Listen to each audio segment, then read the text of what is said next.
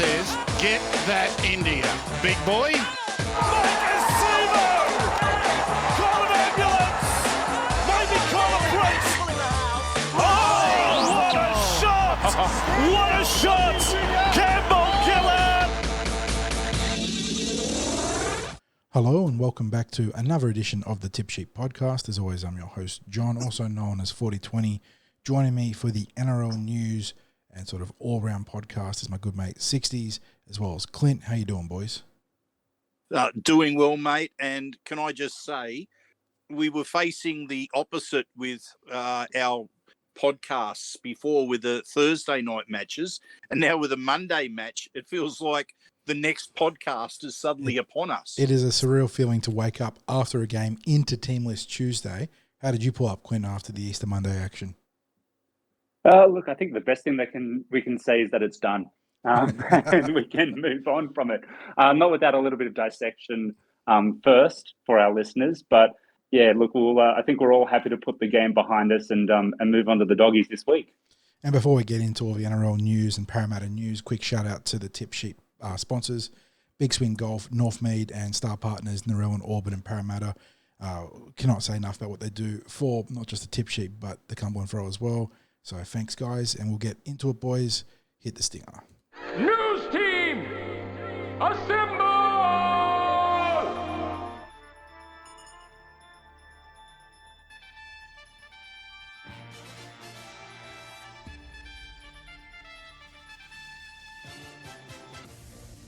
And usually I'll be the one leading in, but I'm going to give Clint the reins this week and toss him into the frying pan and see how he handles all the flames, mate. Get into it. Well, look, Teamless Tuesday's upon us again, gentlemen, and look, no surprises with Junior Paulo coming in, but maybe a bit of surprise with Jack Murchie being the player that made way. What are your thoughts on that? I think it's probably a case of size, wanting to keep size in the team this week, and maybe a little bit about the game time that Murchie hasn't had in recent weeks. We've seen in previous years that what BA tends to do is if there's a bench player who hasn't had a lot of game time over a period of weeks, he normally likes to drop them back to New South Wales Cup, play as close to 60 to 80 minutes as possible, get the game time, get the fitness up, and then bring them back onto the bench. Maybe it's a case of that. Yeah, I'm a bit torn on this one because I think while our starting forward pack is probably its best configuration it's been all season, the fact that you got Reg, Junes, Lane, Cartwright and Madison all there from the opening whistle was fantastic. I'm not huge on the bench composition. I feel like Wiremu and Makahesi just haven't been consistent enough for mine. We saw Maka have a good game against Manly, but then not back it up against the Roosters, and then obviously last week, or yesterday, against the Tigers. And with Wiremu, he started good against the Roosters, but then didn't have much impact against the Tigers. And it's just frustrating that we cannot get consistent impact from our rotation big men. So, I don't know. I mean, the options were Matt Doueihi and Jack Murchie to go into that spot as one being the impact guy in Doueihi and the other guy being the utility cover forward in Murchie, who can play both the edges and middle. And I know with Doueihi, there's obviously a plan to try and get him to be capable of playing longer minutes and then come back into first grade consideration. But yeah, I don't know. We've got four middles capable of playing big minutes in Junes, Reg, Madison and Hopgood, which means those, there's sort of premium on those final minutes to split among Greg and Makatoa. So I don't know. Maybe I'm wrong about that one. What's your thoughts on that, Clint? Well, I think you probably hit the nail on the head at the end there, John. We're very fortunate that we've got some well-remunerated middles that can play big minutes and play big minutes well.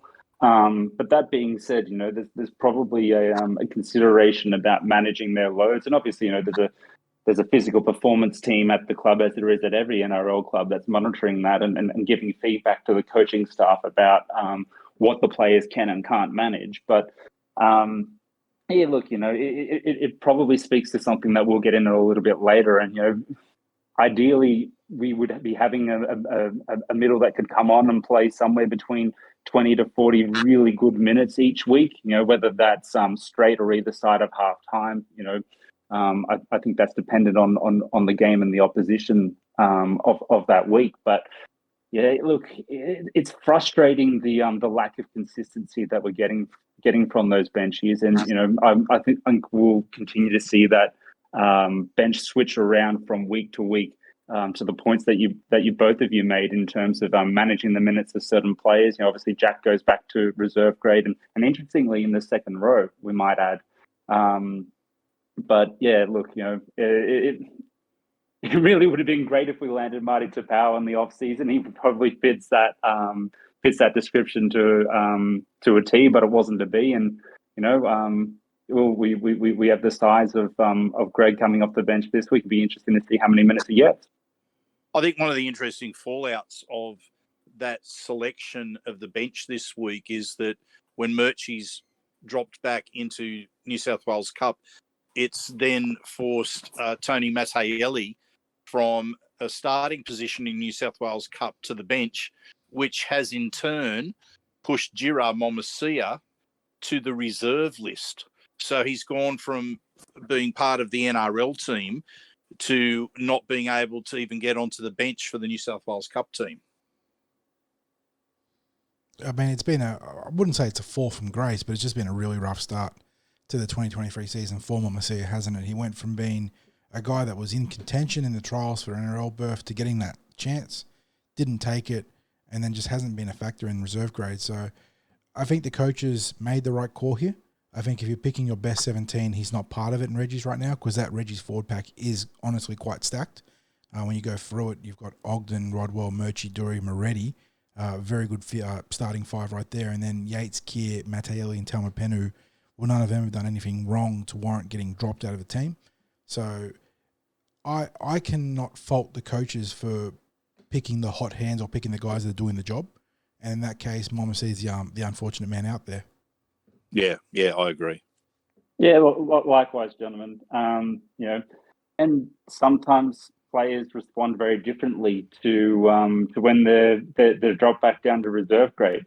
Might be a case here with Jira, but he's also a new player to the club and probably trying to find his feet with us as well.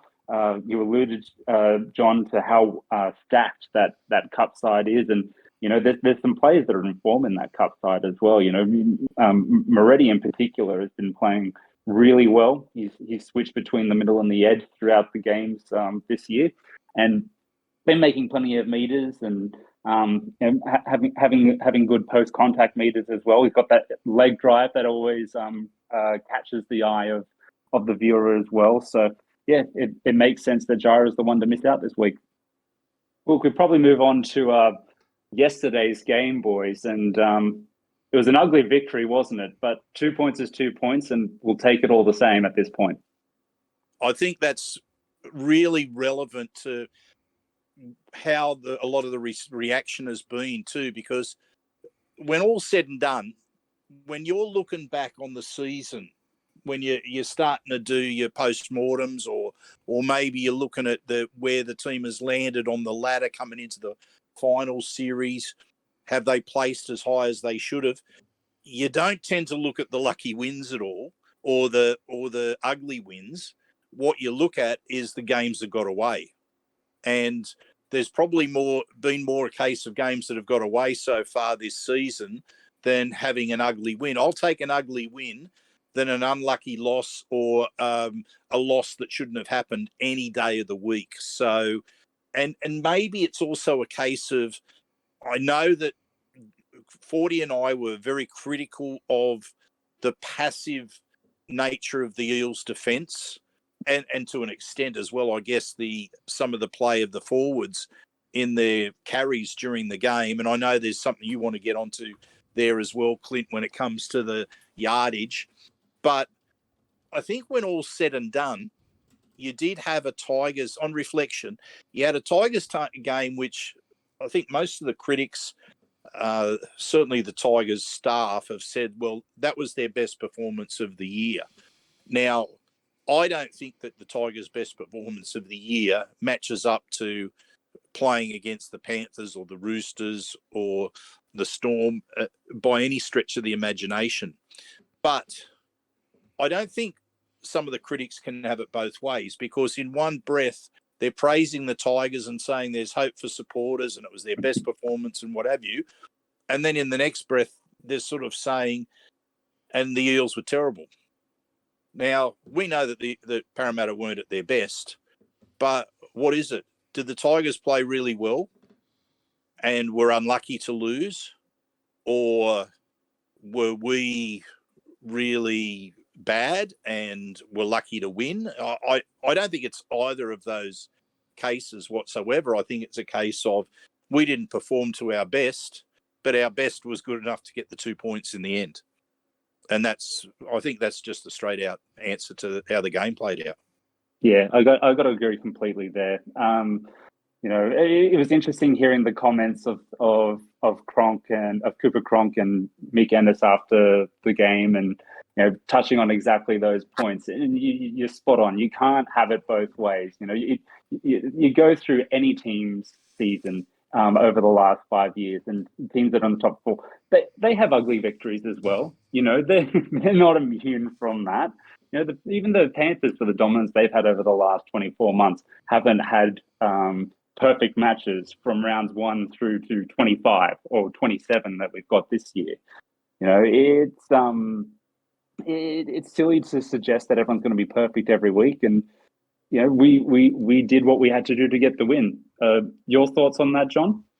Yeah, well, obviously we spoke on length of it in the Insta-Action podcast, but I am concerned by the lack of physicality. But then again, it's something that's been a consistent sort of, not calling card, but outcome from our recent clashes with the Tigers. Is just something mentally that we cannot get over right now to play our best football against them. So the fact we got the 2 points means I am happy for that.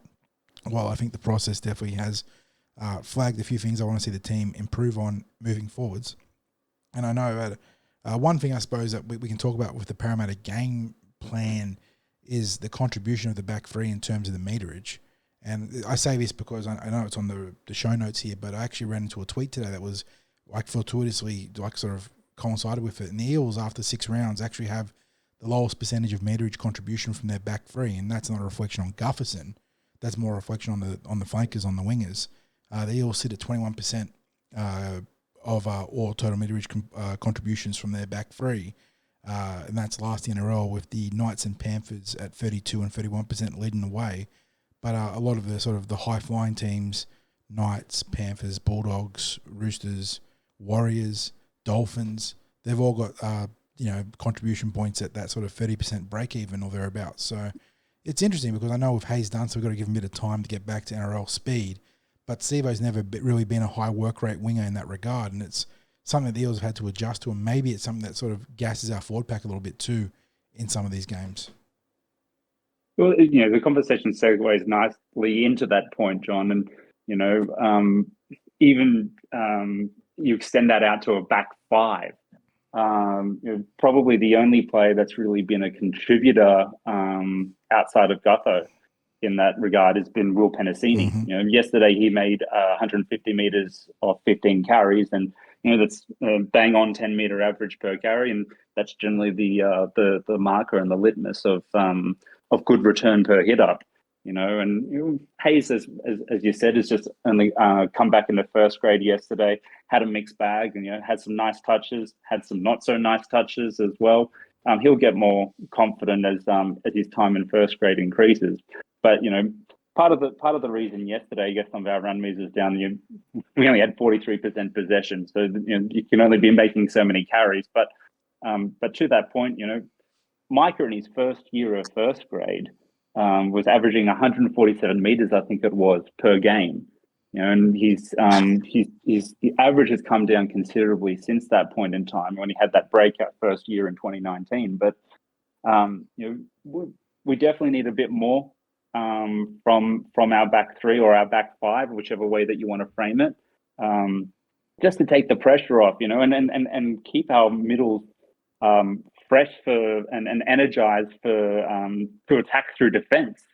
The last time I really recall us doing that was probably the 2021 final series, and we came out and we absolutely battered Newcastle from pillar to post. And geez, we made Penrith work very hard for a win in the second week of that final series as well. And part of that was because we're getting plenty of meterage out of the back from Gus, Virgo.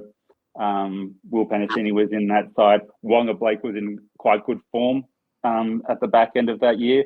And likewise, Hayes Dunster was prior to his triple knee injury in quite good meter making form. So look, we've got some players there to do that work, and Bailey Simonson's someone who has the potential to do that as well. But we don't have that out and out big body the way we used to with Virgo, who will take that ugly second hit up and come out the other side with the quick play the ball. But I suppose we've also seen with Penrith, it's not a matter of being big bodies too. It's just a matter of willingness, because To'o and Taruva aren't exactly giants, but they just shoulder a lot of work. So I don't know if it's a Parramatta game plan, or we just need to sort of cattle prod the wingers to get in there and say, "Come on, boys, take a hit up." But it's one of those ones where, like I said, maybe it's a different style for Parramatta, but it does put a lot of extra pressure and load on that forward pack in the tight contests.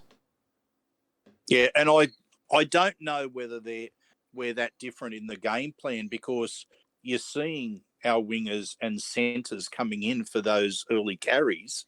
It's just that the effectiveness is nowhere near what it is for other teams, and I guess that's up to the coaches to sort out the reason why. I mean, our average play the ball speed is consistently slower than our opponents too, which means they can load up in those situations. That's a not just Parramatta problem. That's a multitude of factors. Like we said, the Eels tend to be very disciplined in defence and will peel off to avoid giving away the penalties, whereas our opposition tend to be able to get away with pushing the limits and really squeezing us in the ruck sometimes. So that's also a factor in that sort of expanded consideration.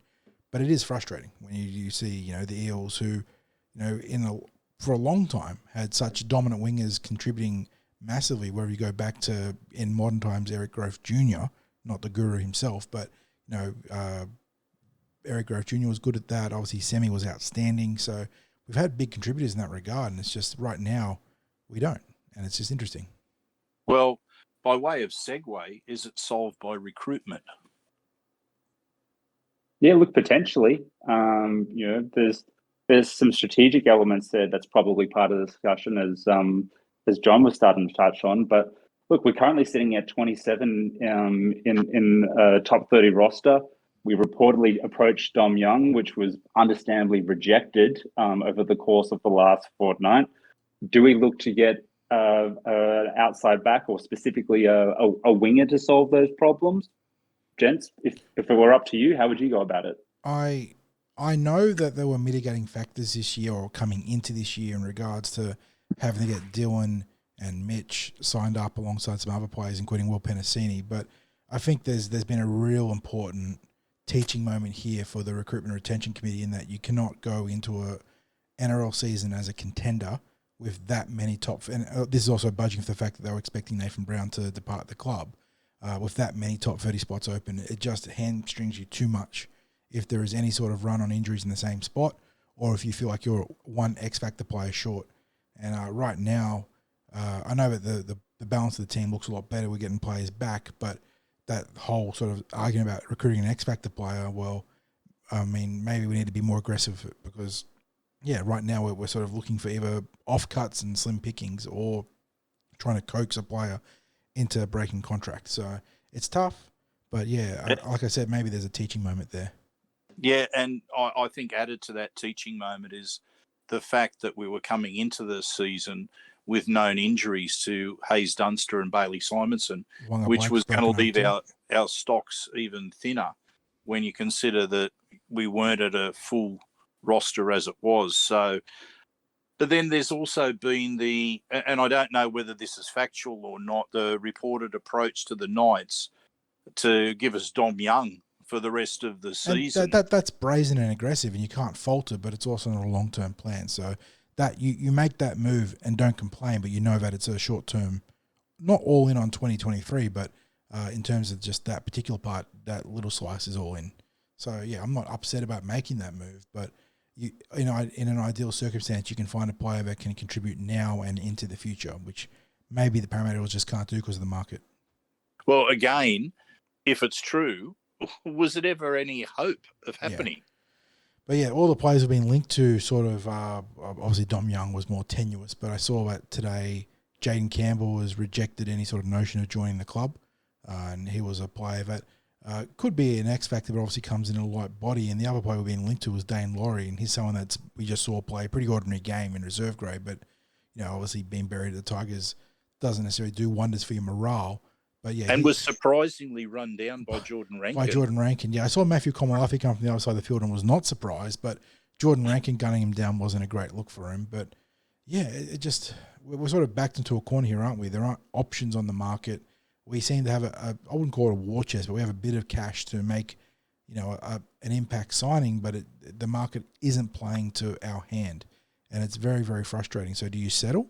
Do you just go and find a guy that can be a body or maybe compete for spots on the lower end, or do you hold to your guns here and look to try and make a big play? I don't know, because we sort of need something now, but by doing that, you're not really getting something that's going to move the needle on winning the premiership. And I guess the other question is too, how long are we allowed to sit on 27 players? I don't understand the rules, because by what was divulged to the public back when they made the top 30 changes, we needed to have 29 as of round one, I'm pretty certain. So obviously there's some sort of leniency or provisions being made for the Eels, but I don't even know if there's any sort of punishment mechanics, because you're actively hurting yourself. It's not like you're cheating. You're actually hurting yourself by having a top 27 and not top 30. So I don't know what's going on there. I think there's something to be said in the from a fan engagement perspective, at the very least, that we get information on and understanding on how that works, because for fans wanting to understand how their squads are formed and what decisions they can potentially make, and we all like to put the salary cap manager's hat on for our respective clubs and other clubs for that matter. But look, the money, as we said, is there, so something has to happen with it in some fashion. Craig, you going to chime in?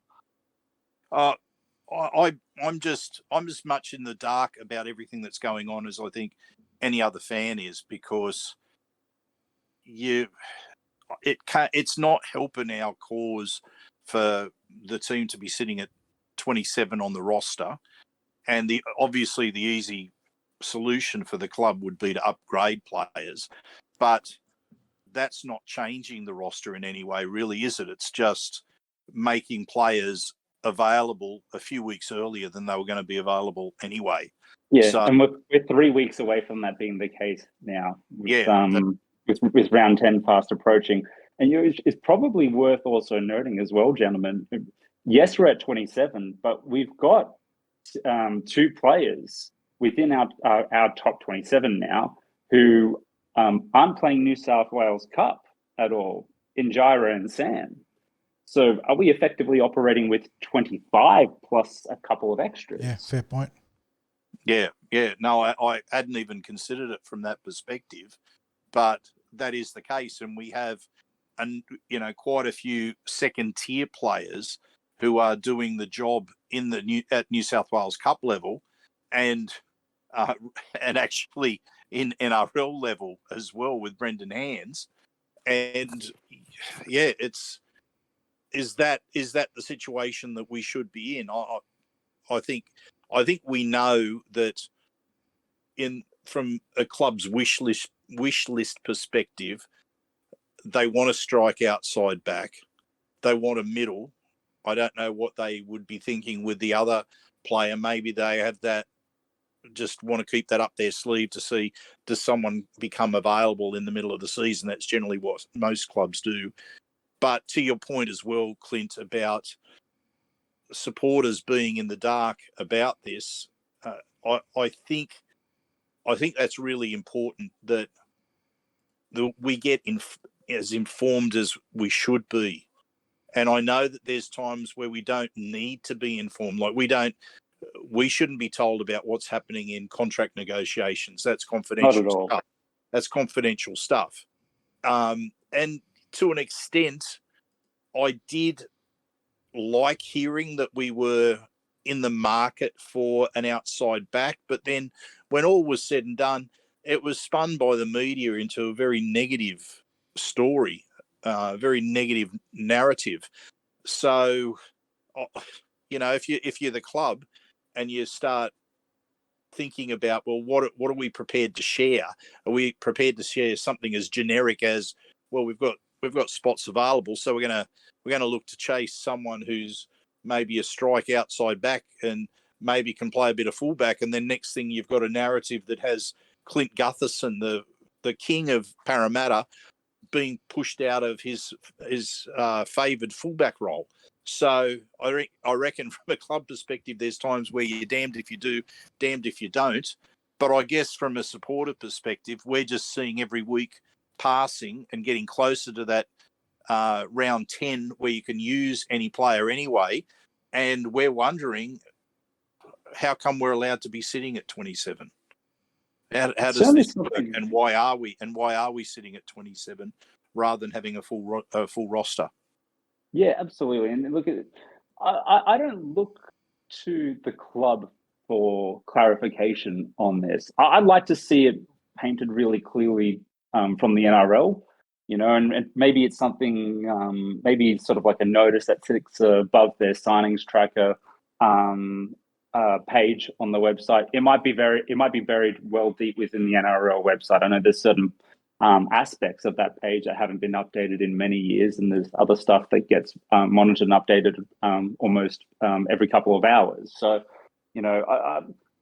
just so that there's clarification and that there's an informed discussion that happens within the wider supporter bases about these things, because as we know, naturally, supporter of any club is very protective and defensive of their own club, very accusatorial towards the behavior of other clubs, such as the war of attrition of sport.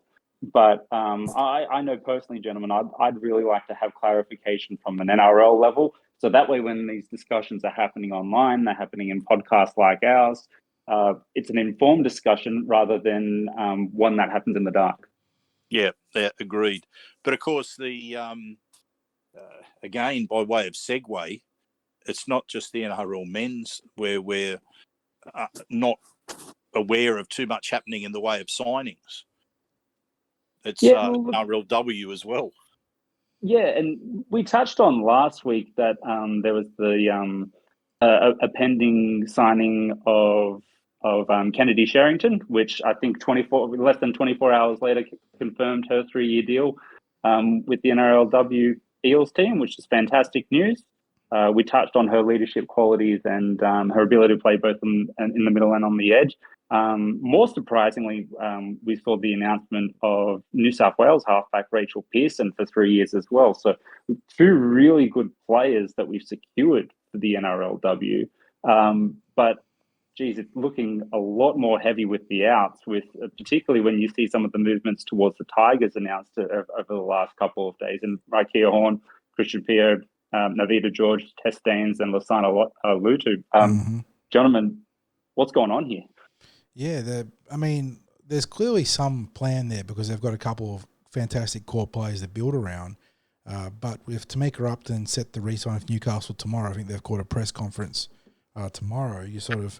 The fullback market falls on Tonegado almost exclusively, I think. So I don't know. Like they've got clearly money to spend because they've only signed 2 players, and it just feels like all the other clubs are making moves, and we're losing. Not only not making moves, but we're losing players that were core to our grand final push last year, and players like Pio and Horn. So they were both starters in that team, if I'm not mistaken. And I know in particular at Sixties, you had a high opinion of Rakia, who was a real goaler out in the centres. The Eels really need to either they've got a plan that they're ultra confident in when it comes to internal talent, and then I know that there's some English players coming to the market this year as well. They're going to join the competition or the expanded competition. So maybe they feel like they've got something there, or maybe they've just been outbid. So I don't know. But they like the top 30 with the NRL. You want to see some action sooner rather than later because the market is drying up fast.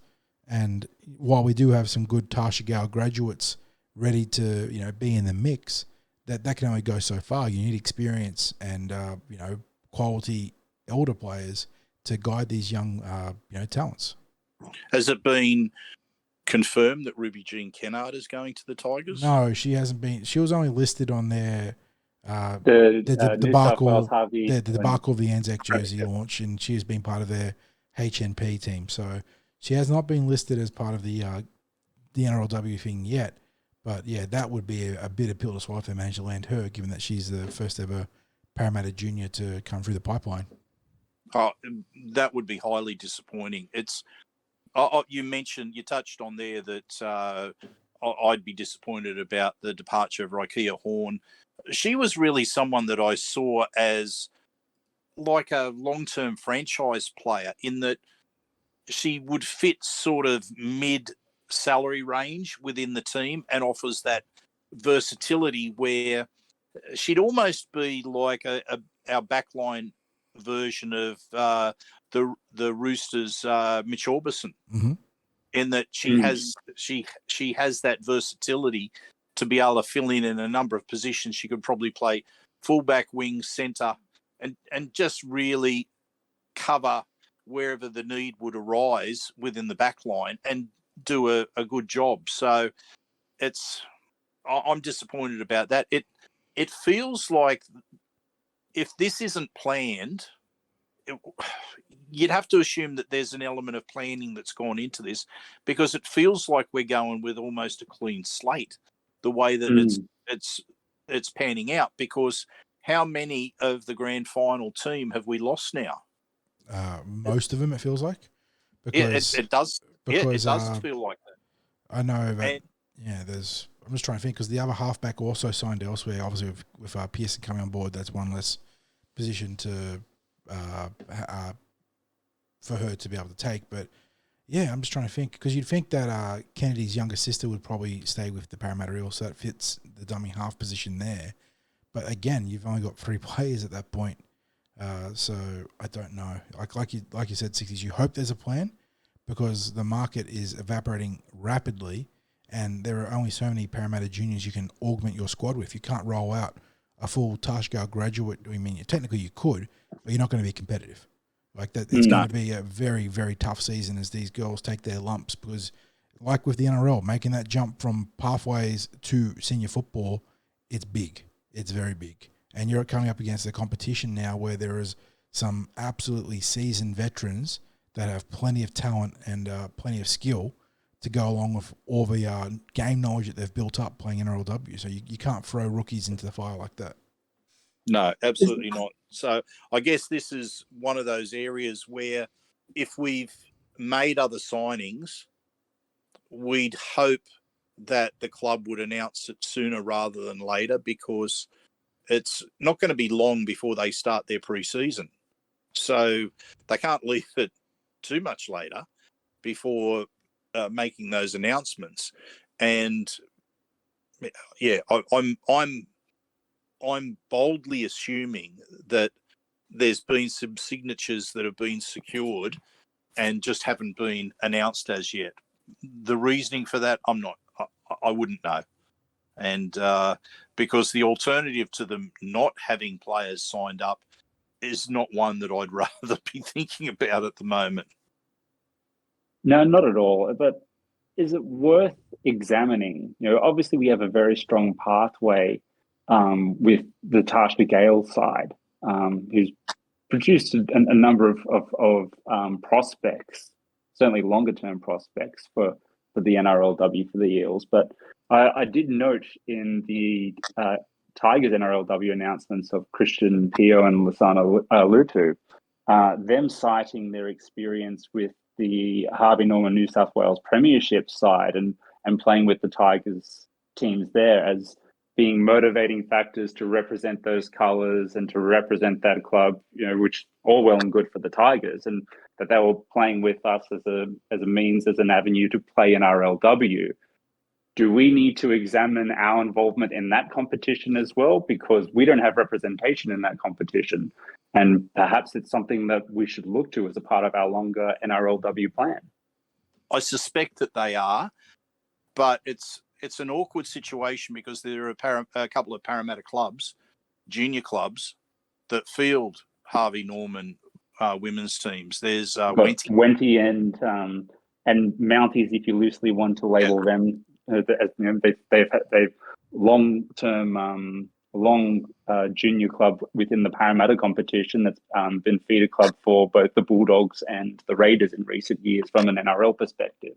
But from a player development perspective, they are still a Parramatta junior club, and every junior player that plays at Mounties is a registered Parramatta junior rugby league player. And theoretically, the Eels could ensure that their players that sign contracts with them play a Harvey Norman women's premiership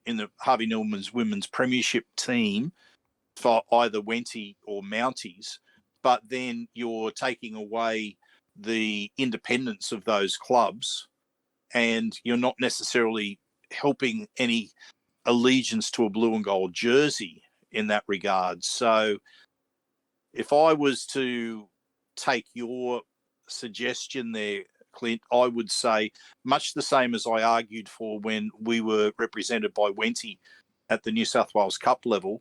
No, if you want players in your pathways, and we're going to assume that there's all these players that are coming through Tarsha Gale and Lisa Fiola Cup, that you want them staying as Parramatta players, you've got to have the in-between level for them.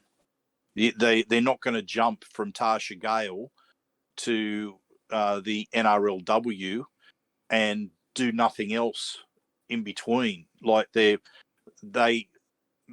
all of the female players, until you have a full season NRLW, they're going to be looking to play another level of competition.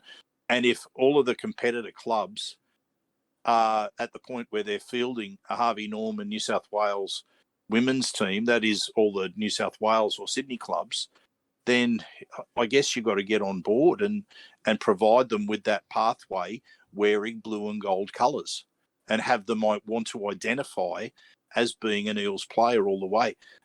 I mean, I think we're probably fortunate that we're able to retain Kennedy, because you had her and her sister had the links to the Sharks, and now they're playing together at the Bulldogs. And you've got both of those clubs that were entering an NRLW team. Well, I think the Bulldogs they're not this year. They're another year away. Is that right? Or are they this year? Yeah, they're looking to within the next year or two. Yeah. So they've got plans there, and it's obvious from the investment that they've made in that Tarsha Gale Cup team, because they've really invested in that team. I can assure you, they're watching them. I sometimes think that they'd go close to making a good fist of playing in the at least in a Harvey Norman's women's level as a team, let alone maybe being competitive for a period of a game in the NRLW. But without getting too much off the point there, I think we're lucky that Kennedy really identified as an Eels player during her time here, and despite losing all of her teammates, has signed on again to basically be, I would imagine, our elite player signing moving forward. So I think there's an element of, we are lucky that Kennedy is the sort of loyal person that she is at a time in the competition when there's not necessarily a huge amount of loyalty in the women's game, because a lot of them, this is their opportunity to make a bit of coin that they haven't had before. And there's all these new teams entering. You can't, I don't know that you can demand or expect a level of loyalty. That's if loyalty exists too much in rugby league these days at all. So anyway, we could talk forever about this, but we do have a couple of other bits of Eels news this week, don't we, Clint? Well, it's very exciting for our development teams. We've got the Harold Matts, SG Ball, and Tarsha Gale all playing elimination finals this weekend, with the chance to progress to week 2. And for those of you who are playing at home, in Matts and SG Ball, I think it's a top 6, and gentlemen, Tarsha Gale, I think is top 5. No, top 6 as well. Top 6 as well. So, yeah, look, it's it's do or die football. It's the pointy end of those seasons, and it all kicks off this Saturday out at Campbelltown. Yeah, and this has been since the Tarsha Gale became a full 13-a-side competition. The Eels haven't been in all the junior representative finals. This is the first year that they've been in all those finals. They were in all of the teams were in the finals in 2017, but the Tarsha Gale was only a 9-a-side team competition back then, and did not resemble in any way the type of football that we're seeing now. If anything, it was almost an extension of touch football or league tag, what you were seeing then, because it was basically the team that was the fastest, had the fastest, fittest players, were the ones that were successful in the competition back then. Well, that's as my memory serves me. You might, 40, what was your take on that, Yeah. on those first years where it was 9-a-side? I don't think it rewarded the different builds that we have in rugby league. It certainly didn't reward the forwards. That's right. It was definitely a more side-to-side game where speed just won out every time. And the Eels, struggled because they had a team that was built by more conventional football, and they had some success later in the season at the start of the Tarsha Gale, but early on got cooked a couple of times by teams that had the ability to shift the ball rapidly. So it's good to see the competition progress to a point where obviously you still need your speed and skill, but you can also lay a good foundation through the middle and be rewarded for that too. Yeah, so I'm not sure that it's been updated. I checked earlier this morning on the draw for this week, but they didn't have any times or matches confirmed. We know who the Eels are going to be playing, but in terms of the times at Campbelltown, it wasn't. I don't know that was necessarily confirmed, let alone the matches. Has that been updated at all? 10 o'clock start for the Harold Matthews against the Sharks, into a 11:45 clash for the SG Ball against the Magpies, and then closing out the day of action will be the Tarsha Gale at 1:30 p.m, and they take on the Steelers, if I'm not mistaken, Illawarra. So early start, 10 o'clock out at Campbelltown, going through to the early afternoon. Well, of course, the unfortunate thing is that sort of takes out our capacity to be able to get out to the Jersey Flegg, which kicks off at 3 o'clock at Parramatta.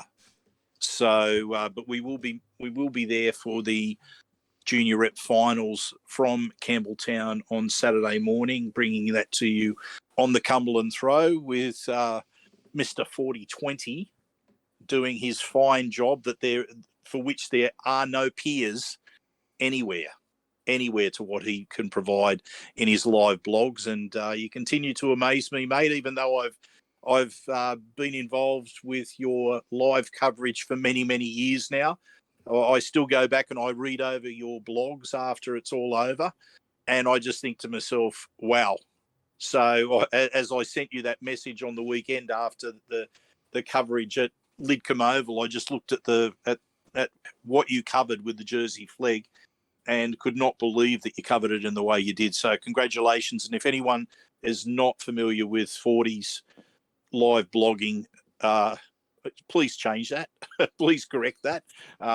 Even though we have got some live streaming happening on the New South Wales Rugby League website this weekend, still check out 40's takes on the match.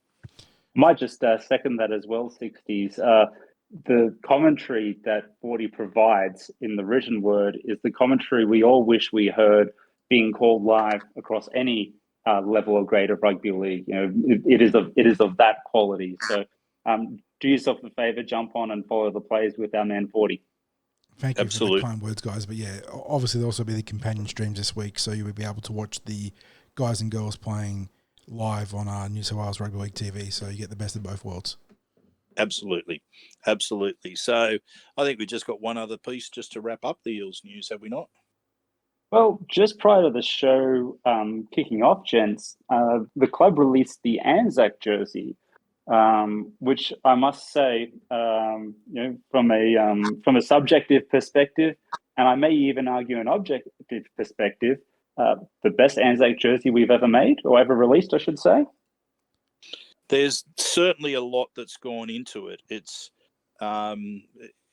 with regard to the history that the Eels have looked to tap into with that jersey. And I don't want to steal the thunder of reading out exactly what's what they've gone into with that. But it's something that I was fortunate enough to be privy to when it was presented to Members Council last year when it was first designed. I think there's been a couple of minor tweaks to the jersey that I saw back then with the positioning of the sun.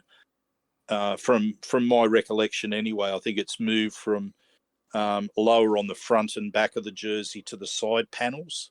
I think is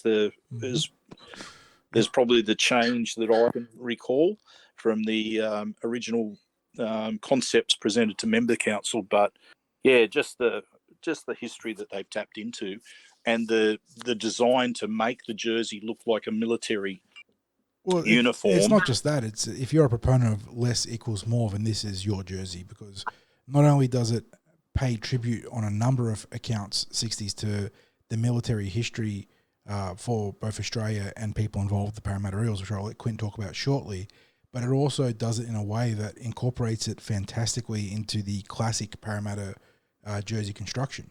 It's not, not freakishly or garishly, but it is not a way different jersey. It's not going to make you say, wait, is that a Parramatta jersey? This is a classic Parramatta jersey that also pays tribute to the Anzac tradition. So really well done all around, I think. It feels respectful to everyone, doesn't it? A tribute to all those who served during the war and continue to serve in the armed forces for Australia and New Zealand, as well as respecting the heritage and I guess sanctity of an NRL jersey.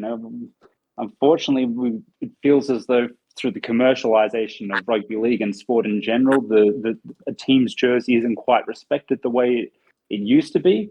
And you gentlemen both know from many a conversation offline that I'm a stickler for sponsor integration, simply because I don't think we should be walking billboards, but at the same time, we should appropriately advertise the space and share our sponsor's brand, but not at the not sacrificing our own in that.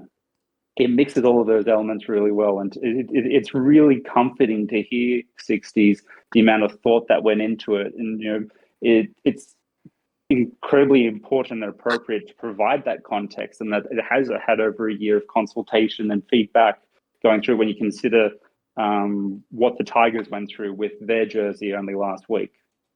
Yes, so and just for people who maybe haven't seen the Eels press release on that, it honours Colonel Jack Argent, who's the founder of the Parramatta Eels. He was responsible for getting the Eels into the premiership way back in 1947, and he served in World War II as part of the 2nd and 3rd anti-tank regiment in the Royal Australian Artillery.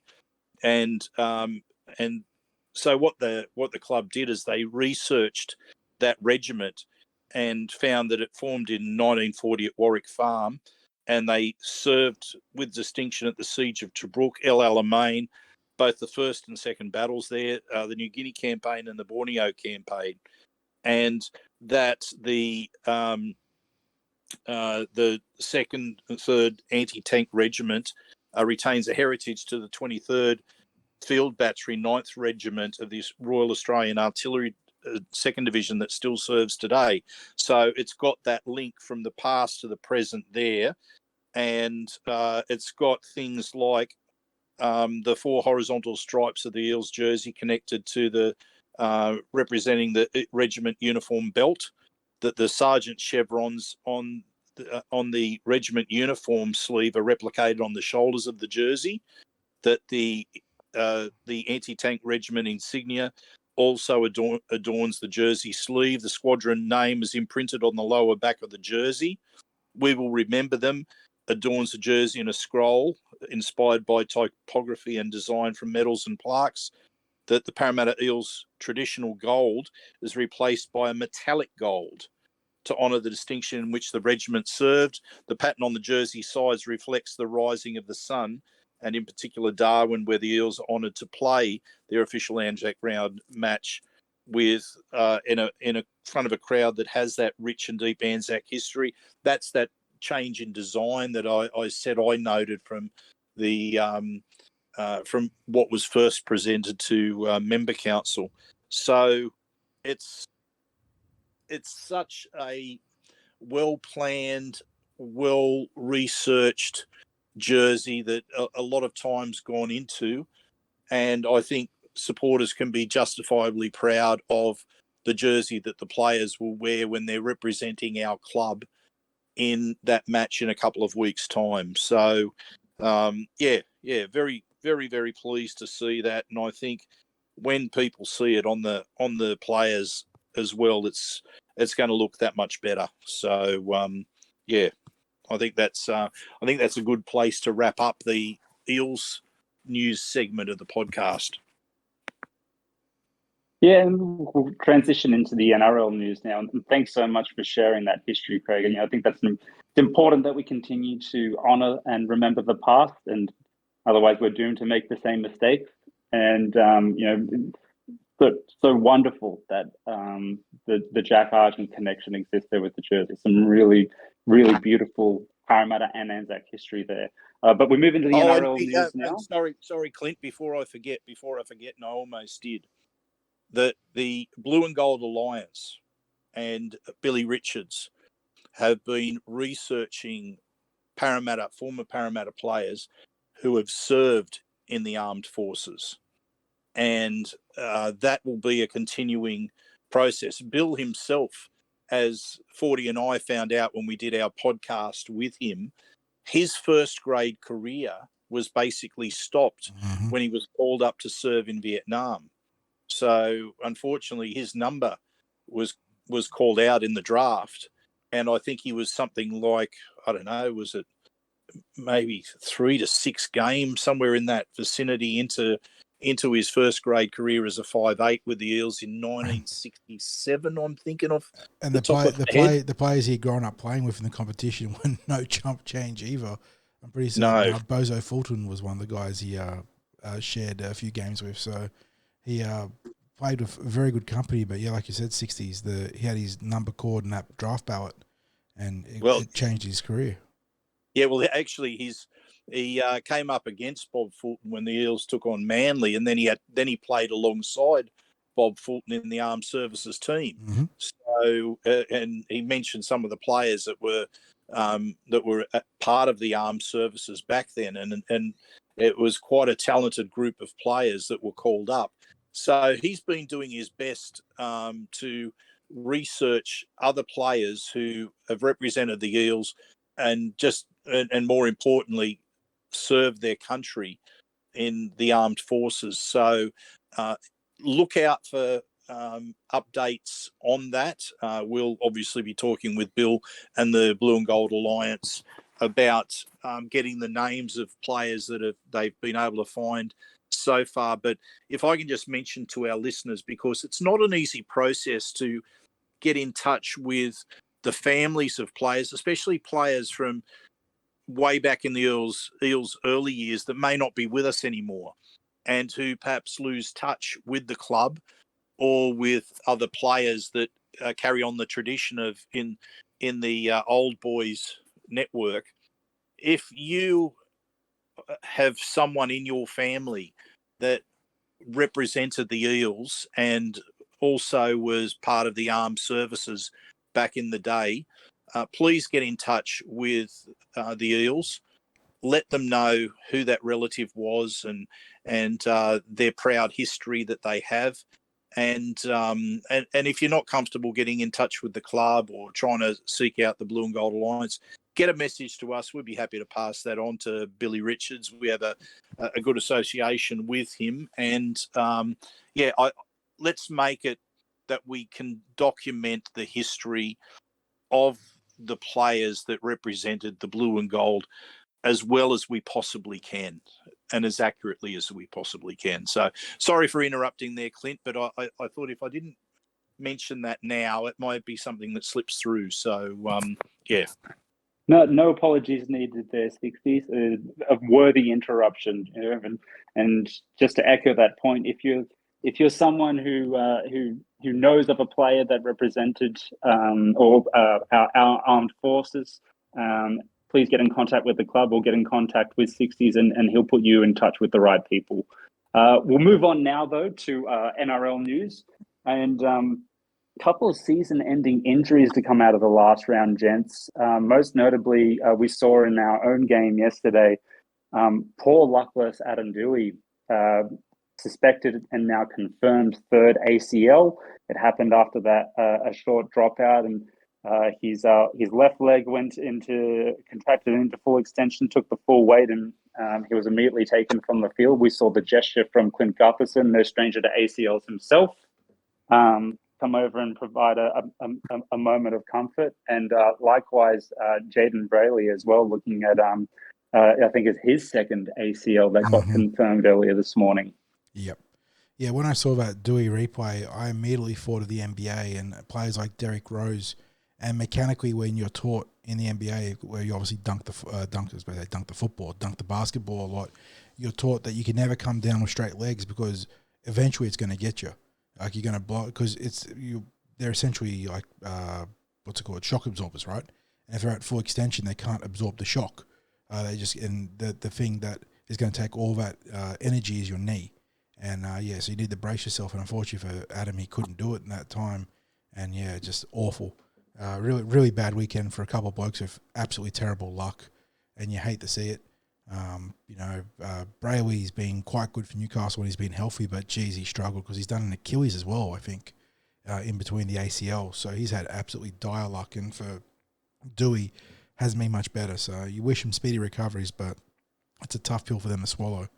And in this sort of new age of player welfare, and sort of hanging up the boots before your body gives out, and you got to wonder how much more punishment can those two blokes absorb before they decide to call it, because they've had some absolutely diabolical luck. Yeah, and these are injuries that haven't really come about as a result of anything that's illegal that's happened to them, but we do have a couple of interesting discussion points here, Clint. Well, obviously the NRL is taking a player safety first approach over the last couple of seasons. We've seen the evolution of things take place from obviously the COVID protocols, and that's a different discussion in and of itself. But it's around that time that we sort of started seeing things, the concussion discussion really heat up, and that's taken on a life of its own. We've also seen the emergence and a lot of attention being drawn to hip drop tackles over the last 2 or 3 seasons as well. On the weekend, gents, we saw Marty Tapau be penalised, rightly or wrongly. I'll leave for you guys to chime in a second. His tackle on Jordan Rapana as the Broncos were coming for the Raiders at the end of that thrilling matchup at Suncorp across the weekend. But the NRL's approach to player safety, it's probably worth discussing now.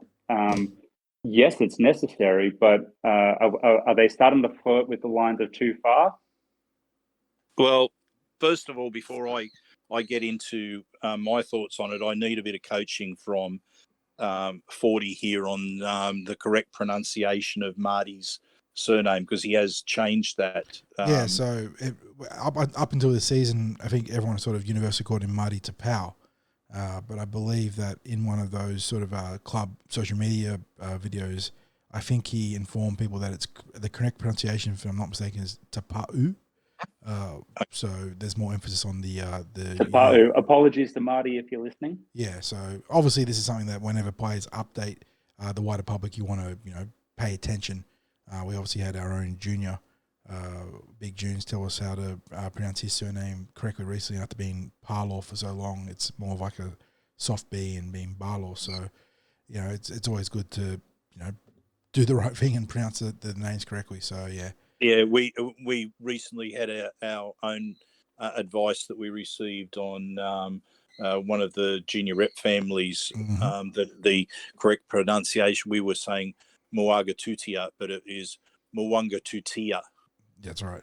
So you got that sort of silent N into a yes, and obviously the back end of it being pronounced differently too. So yeah, just one of those things. Into the long U, long U sound. So so we will always apologise if we haven't got a pronunciation correct. But as soon as we do receive advice, we'll do our best to make sure that we say players' names as accurately as we possibly can. But just on that, look, I saw some interesting commentary over the weekend, heard some interesting commentary with the Souths coach coming out and saying that the hip drop tackle is something that isn't coached in the game. So, and it doesn't happen at training. And if it did happen at training, that players would blow up deluxe. And others saying, well, it's an accident, and therefore, if it happens accidentally, the player's not really guilty of a hip drop tackle. Well, I'm gonna say the same when it comes to head-eye tackles or the collision that Marty Tapau had in his collision with Jordan Rapana, which is there's no intent for a start, okay? But lack of intent just isn't an excuse. How often do you see? I mean, we can point at someone like James Tedesco, who has that low crouching running style, so that he's basically coming into the defender with his head and shoulders projecting out ahead of the rest of his body.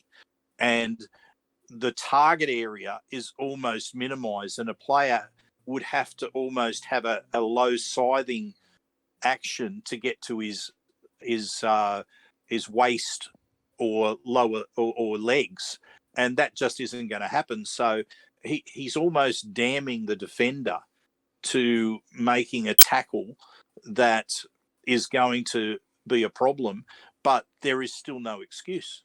Like the defender hasn't got an excuse. I think they were talking about it on 360 earlier tonight, that the onus falls on the defender to ensure the safety of the player that they are tackling.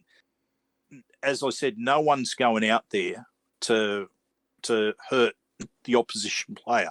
Probably the last thing that was thought of when Marty Tapau was coming in to tackle was coming in to challenge Jordan Rapana, was kicking him in the head or making contact with his head.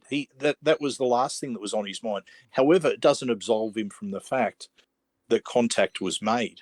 Yeah, and if you're coming in, and I do sympathise with Marty because he's obviously trying to make a big play for his team, and Rapana went to the ground to prevent being driven back in goals. But if you come in like a ball in a china shop, flying downfield and don't pull up ahead of the tackle because you want to try and make a big play, with the big play comes the risk of making a really bad negative play. And in that case, yes. I think the entire outcome was pretty well handled by the NRL. Penalty on the field because he hit Rapana off his knee, and Rapana was clearly in a bad way. I mean, I know the Broncos fans started booing him for staying down, but it was pretty obvious that there was some blood. It wasn't like a ketchup packet or a fake blood packet. He was squirting out of the head real bad, and he was not in a good way. And then penalty sufficient, and then he wasn't charged after the game because it wasn't like it was malicious, but he made a bad play in the moment of the game. And it was, obviously ended up helping the Canberra to spring the upset because it took the impetus out of the last 2 minutes of the contest away from the Broncos. But that's what penalties do, right? So yeah, I think that was fairly well handled, all things considering. Yeah, and I agree with that. But there was a consequence for the tackle being that penalty and being put on report. And much the same with the hip drop tackles is if you do something, because it's the same as a head-eye tackle, as I've said. There's no player that's going out there and thinking, I'm just going to swing my arm wildly at this bloke's head and take him out, because that isn't a thought that's there. What it comes down to is the NRL assessing where is the intended target area and how wrong have they got it. Like, have they been careless? And where they've aimed at, have they been careless in? Could they change the tackle in any way? And I'm not sure that they get that right anyway when they're assessing those sorts of tackles. And I think, as you said, they've assessed that one pretty right, because there really wasn't too much that he could do. But by the same token, it went wrong and it had to be penalised. So I'm glad that he wasn't suspended. I'm glad that he was penalised. And in the case of, I guess the more interesting one is that Jake Preston not having a case to answer, because in all honesty, when I looked at the action in that, I thought it was a classic hip drop tackle. Well, how was that not any different to what Murata got charged with? And that wasn't really a bad hip drop tackle, but Murata copped, I suppose, on reputation, copped the suspension and the sin bin. So I don't know. We applaud the NRL for handling the Marty Tapau incident correctly, but on the other hand, you have their classic consistent inconsistency elsewhere. So I don't know. I don't know. I'm knocking on wood because it hasn't really impacted the Parramatta Eels on either side, be it injury or suspension. Obviously, Junes and Bailey Simonson have been suspended for different charges, but in terms of the hip drops, it hasn't come into play for us. So knock on wood there. Right, but who'd want to be an NRL coach dealing with this or dealing with anything at the moment? Yeah, whenever the NRL announces a crackdown, it happens for a couple of weeks, couple of games, and then goes away. We're seeing, the ruck be incredibly sloppy again. No one's using their feet to strike the ball or attempt to strike the ball. That was meant to be a point of emphasis. So, yeah, it's just NRL things, I suppose. Yeah, absolutely. Well, on that point and on coaches, there's a few that are constantly in the media under pressure, and none more so than Hook at the Dragons, Anthony Griffin. For those playing at home, under pressure, it continues to be a talking point. There's suggestions of meeting with future replacements. The Dragons hierarchy meeting with future replacements. Where do we see this one going? I see this as being ugly all round from the Dragons, because the moment that you start talking publicly about this, you're consigning the Dragons to, in all likelihood, losing their next sequence of games until something's sorted out. There's a sense of enablement there, isn't there? It's enabling the opportunity for that outcome. Yep, absolutely. I think right now they are writing off the 2023 season, and if I'm a Dragons fan, I'm really pissed off about this, because this season has only just started, and yeah, they haven't had the ideal start to the season, but they're not sitting down as low as a couple of teams, including the team that we support. They've had some wins. They've had their bye. They probably should have beaten the Titans on the weekend. It's obvious that something's not working, but how do they know more about it not working now than they knew at the end of last year? And especially when it came down to that horrible scenario where their players didn't turn up for their end of year presentations. I mean, that was as diabolical as you can imagine. If you are a supporter, a sponsor, you're looking at an event like that and you're going, what is going on at this club? Now, is it just a matter of they didn't want to pay Hook out as much? Surely they didn't think he was going to change how the team performed this year, because there's not too much difference there. What have they added by way of recruits that were going to change the outcome at the club? I can't think of any. I'm not privy to the C-level structure that exists at the Dragons, but you'd have to imagine somewhere between that time that something has changed, whether it's personnel or it's the stance of the people who are in those positions. Because to your point, it makes absolutely zero sense. If there was a time to do it, if this is a fait accompli and Anthony Griffin ends up being relieved of his duties from the Dragons, then at the end of last season was the time to do it and allow a new coach to come in with fresh ideas and a fresh approach and all of that, have a full preseason and take it from there. But doing this a couple of weeks leading into the season or a couple of rounds into the season, geez, and how do you feel if you're Anthony Griffin? You know, I'm sure if you were to put it to him, would you prefer to have been sacked at the end of last year, or have this hanging over your head as you're trying to do your job and fight for it? And it'd be interesting to hear his take on it. I mean, you know, obviously you don't want to end up unemployed, but at the same time, you know, maybe you want to cut your losses as well.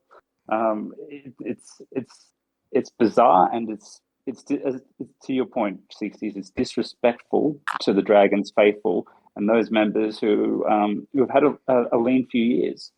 That's how you have to look at this as from the perspective of supporters, because that's who we are. I mean, we haven't been in a situation where we're sitting inside boardrooms or we're sitting inside coaches' boxes or the dressing rooms and knowing what's going on and knowing the thoughts of people involved in the club. As supporters looking on, we have to feel for our Dragons counterparts, because, what did they honestly think was going to happen this year? Did they think that by round 5 or 6 that the Dragons were going to be 4 or 5 wins plus a bye? Because the way that it looks at the moment, it's that any loss was not going to be acceptable in the early part of this season. They were going to review the coach 5 or 6 weeks in. There was even talk that they were going to do a review 10 weeks into the season. And I just think, you know what, that sort of stuff, it just doesn't augur well for a team. It really doesn't. I mean, look, we had our own issues around coming from out of the wooden spoon year from 2018 into 2019. And what we knew, because we were able to sit down, along with other journalists, we were able to sit down with Bernie Gurr and go through the results of the review that was independent review that was done of the Eels football program. And one of the things that came out was there was the strong support for Brad Arthur and a recognition that there wasn't enough resources that were put into the football operation in 2018, and so it was changed. And then a strong start to the season, and they got it over and done with in signing BA before too many weeks had passed into that season. Now, I'm glad that they made that decision nice and early back in 2019, but I'm not a fan of coaches being under the pump and having a decision made about their future just a few games into the season. I think you're literally writing off a year when you do things like that, especially if your intention is that you're going to part ways. And I think there's been no doubt that the Dragons were going to part ways with Hook. Is turmoil at the Dragons opportunity for Parramatta potentially? We spoke earlier about filling out that top 30. If Hook gets the hook, is there potential for players to want out? Is there potential for a strike player to want out? Looking at that roster, is there someone we should be trying to recruit? Well, no doubt it starts the discussion, right? I mean, you know, if that were to happen, and is it looking increasingly like it will, you know, a new coach will come in, they'll analyse the salary cap position, they'll have an idea in their head of what players are worth. They'll obviously try and see the points of connection that they have with their playing group, who they believe they can work with moving forward, and subsequently who they believe they can't. And, you know, that might bring a couple of players into question. You know, I think the name Zach Lomax has been thrown up before, and if we're looking for a centre and someone with potential, he's someone that may fit that bill. He's certainly hasn't been living up to it his last season or two at the Dragons. You know, maybe maybe the value that he's taking up on their salary cap is more than what a new coach would be willing to or wanting to pay for a centre three-quarter. So I guess if you're looking at potential that isn't being realised, he's probably a player right now that isn't realising his potential. He's certainly not playing to the fullest of his abilities. You're probably seeing elements of frustration in his game, in his play, with his temperament. He's clear. I mean, if you didn't know better, you would say that he clearly doesn't want to be there. And whether it feels that way, right? Yeah. But whether it's a frustration with himself and his own form, whether it's a frustration of the players around him, whatever it is, the optics aren't great around him at the moment. Now, I don't know whether that goes towards selling himself to other clubs. That'd be my only question mark there. And I tell you, I don't mind Ravalawa. as a winger. I think he's someone who gets the meters that Micah doesn't get in the backfield. And certainly he has the Fijian sidestep when it comes to getting to the try line. He has one way to get there, and it's basically trampling over those who are in front of him. And when I remember a number of years ago when he was first came into the Dragons team, and he was regarded as like the poor man's Micah Sivo, and yet I think he's probably developed to the stage where he's a more consistent performer than what Sivo is, because I think Micah's a bit hit and miss at the moment. We know what he can do in form, but as we talked about earlier, we're not getting the meters at our end of the field that we need from someone of his size and strength. So, yeah, I think there are players there at the Dragons, but how everything is playing out and how it impacts contracts, I don't know. I'd have to have a deeper look into the status of who's off contract, who's likely to agitate because they maybe have something linked in their contracts about the coach. Who knows? Yeah, it's an interesting one to track and follow. Are there any forwards that either of you two would love to see? Jayden Sewer jumps off the team list for me. Yeah, he's the first cab off the rank for sure.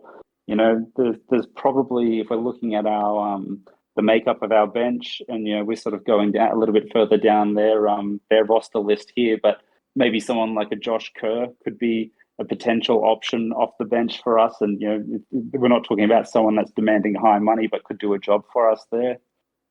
Yeah, that's well noted too. And mate, all of a sudden the competition looks even more compacted than it did last week after the weekend's results.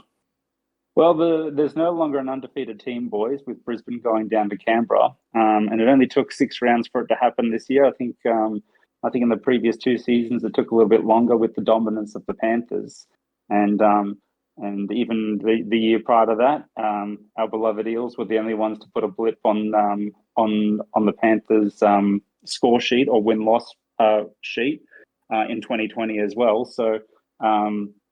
Yeah, only taking 6 rounds, and to some of the points that we've already discussed earlier this evening, a tighter competition makes it easier to potentially fill and market ourselves into filling our remaining roster spots for any potential mid-season recruits. A tighter competition and the opportunity to play finals football and hopefully challenge for the premiership is more enticing, but you know, we've seen some close games this year, albeit with some blowouts in the previous round. Has this been one of the better starts of the competition in your mind?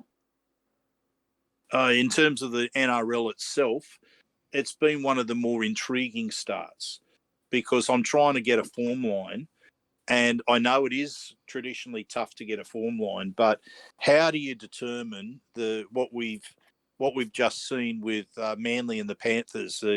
We were able to play up close to our best football and beat the Panthers.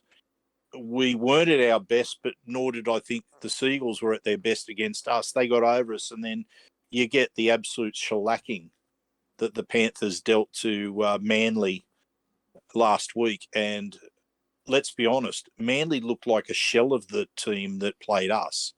Certainly a shell of the team that won their opening match against the Bulldogs. And then I look at the Dolphins and I think I really didn't expect them to be able to get over the Cowboys up in North Queensland. And then I think to myself, there's been a lot of focus on how we aren't measuring up as people expected this year. Look at the Cowboys. Mm. Look at what their results have looked like this year.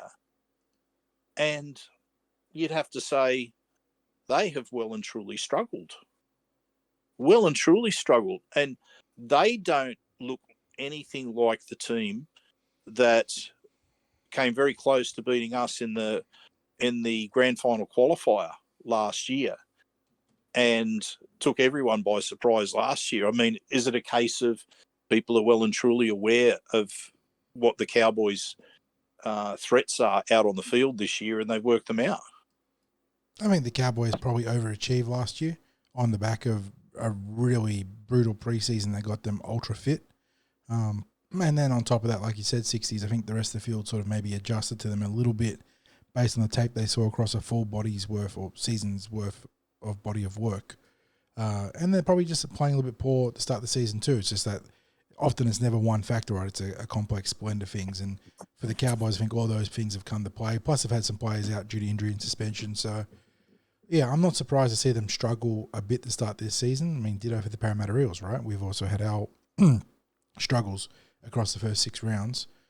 So, yeah, it's as a Parramatta Eels fan, I'm not super happy for the start of the season, but as someone that enjoys rugby league, it's been very entertaining. You know, it's been good to see teams like the Dolphins and the Warriors, even Newcastle, get up and show some fight. So, been enjoying those games. Just wish the Parramatta Eels had banked a couple more wins in those first 3 games. Just from a selfish point of view, absolutely true. And let's hope that all that changes this week, because we've again got some daylight football Sunday afternoon at Combank Stadium against the Bulldogs. Just a reminder, we are doing the post-game back in Parramatta Leagues Club after the match.